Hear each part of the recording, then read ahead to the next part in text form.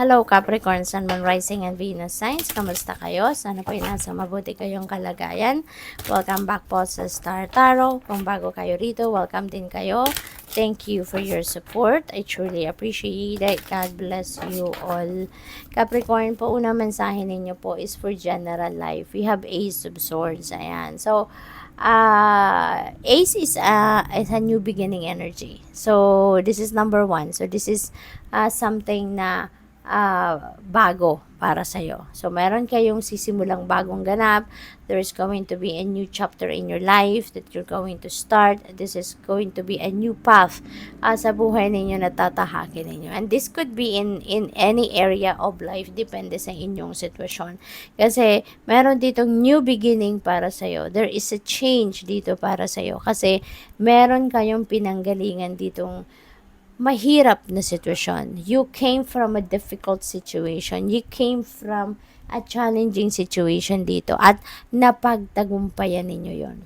No? So, depende yan sa inyong sitwasyon. Pwedeng sa relationship, pwedeng sa pamilya, sa mga anak, sa trabaho. So, depende no, sa inyong sitwasyon. Ano man yung mahirap na pinagdaanan ninyo, nalagpasan ninyo, you manage to surpass that, at yun ang, from there, you are going to start a new path, no? Para makabawi kayo, para mabigyan kayo ng bagong pagkakataon, 'di ba? Na i-enjoy ninyo yung inyong tagumpay. So, there could also be decisions dito na kailangan ninyong gawin. Maybe where you are heading next. Saan kayo patungo? Anong susunod ninyong gagawin? Anong susunod ninyong action na gagawin sa ngayon, no? So, para makabawi kayo. So, yun ang pwedeng kailangan ninyong pag-isipan at pagdesisyonan dito. Sa money, career, and finances naman ninyo, we have King of Cups. Ayan. So, you're going to be, this could help you, no? A big help ito para sa inyo, lalo-lalo na sa mga financial decisions na gagawin ninyo or sa mga decision ninyo na related sa inyong trabaho, negosyo, or karera, or kung ano pa man related no sa hanap buhay ninyo, or source of income ninyo, or trabaho ninyo. This is really beautiful kasi ngayon, mas magandang magdesisyon na sumunod kayo or pakinggan ninyo kung ano yung guidance sa inyo ng Divine Universe. Lalo-lalo na ngayon, you are going to be very intuitive, you're going to be very empathic, you're going to be very sensitive ngayon. Very receptive kayo. Malakas ngayon ang receptivity ninyo sa doon sa mga gabay no na or downloads na binibigay or pinapadala sa inyo ng Divine Universe. And maganda yan, no, na magamit ninyo yan to your advantage, lalo-lalo na sa mga financial decisions na gagawin ninyo sa ngayon. This also signifies, no, na ang karamihan siguro sa inyo dito, ma-experience ninyo yung very healthy at very smooth sailing, kumbaga, na financial flow no sa buhay ninyo at maganda no pagdating sa pera, magkakaroon kayo siguro dito ng mas stable no na financial situation. Pagdating naman sa inyong karera, sa inyong trabaho, maaari na meron din kayong established na siguro kayo sa inyong trabaho. Malaki na ang inyong kita, you have a continuous inflow of money coming from that trabaho. So, pagdating sa inyong relationships, the Mother Star, this is a yes card, no? So, napakaganda rin ito kasi maaari ng iba sa inyo is asking for guidance, no? Sa ngayon, from the divine, at baka related yan sa inyong pandiligaw, no? Kung single pa kayo, may nililigawan siguro kayo, baka humihingi kayo ng sign ngayon or clarity from the Divine Universe na tama ba? Am I approaching the right person? Ito ba yung tao na deserve ko, 'di ba? Para sa akin ba siya?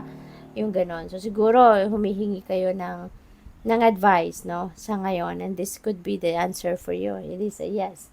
Pwede rin na baka naghihingi kayo, nagdadasal kayo na you're asking for a sign, you're asking for confirmation, no? Na baka ang iba sa inyo dito, meron kayong relationship decisions na kailangan gawin, at baka humihingi kayo ng sign kung tama ba yung iniisip ninyo, no? Tama ba yung decision ninyo? Tama ba yung sasabihin ninyo sa person ninyo, sa magulang ninyo, sa mga anak ninyo? So, maaring this is the answer for you, no? Maaring ito na yung sagot sa inyong katanungan, sa mga hinihingi ninyong go signal or sign, or hinihingi ninyong clarity, enlightenment, no, sa mga bagay na kailangan ninyong pagdesisyonan related sa inyong mga relationship. So, it is a yes. Okay? It is a yes. So, final message ni Capricorn. And by the way, maraming salamat po, no, uli sa inyong walang sawang pagsuporta sa aking channel by not skipping the ads. Maraming salamat, at sa mga nagsisend ng donasyon at ng super thanks, maraming salamat po. We have miracles out of mistakes. Ayan, sabi rito, use your mistakes to inspire and empower you to face brighter days ahead. Ayan, so maganda, napaka-positive, napaka-optimistic na mensahe ito para sa inyo, na gamitin ninyo yung inyong mga pagkakamali, no? Yung para ma-inspire kayo lalo at mas ma-empower kayo, no? Na mas harapin ninyo yung tomorrow, yung susunod na araw, yung susunod na mga mangyayari sa buhay ninyo. Kasi totoo, 'di ba? Kapag meron naman tayong pagkakamali, hindi naman natin sinisisi, 'di ba, yung sarili natin, and we are not thinking na this is the end of everything. This is not the end of everything, 'di ba? Kapag may pagkakamali tayo, pagkus ang reaction natin kadalasan kapag nagkakamali tayo or meron tayong shortcomings na nagagawa, 'di ba? Ang bumangon. Kaya natural na tayo babangon, natural na tayo mag-iisip, what is next for me? Paano ako makakabawi? 'Di ba? Kasi hindi ka na makakabawi doon sa pagkakamaling nagawa ninyo. Tapos na 'yun eh. So, that's already behind you, but makakabawi kayo sa mga susunod ninyong gagawin.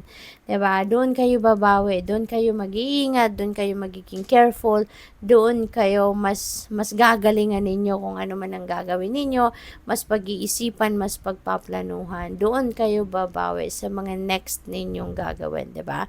Kaya ito yung sabi sa inyo. Gamitin niyo na lang yung mga pagkakamali ninyo para mas ma-inspire kayo na pagbutihin lalo kung ano man ang mga susunod ninyong gagawin. 'Di ba? Sikapin ninyong mag-excel kayo, sikapin ninyong hindi na kayo magkamali, sikapin ninyong wag na ninyong gawin kung ano man ang mga dati ninyong nagawa na nagkamali kayo. 'Di ba? Ganun ang pagbangon na maaring gagawin ninyo ngayon. So, good luck. Thank you for watching. Love and light. Namaste.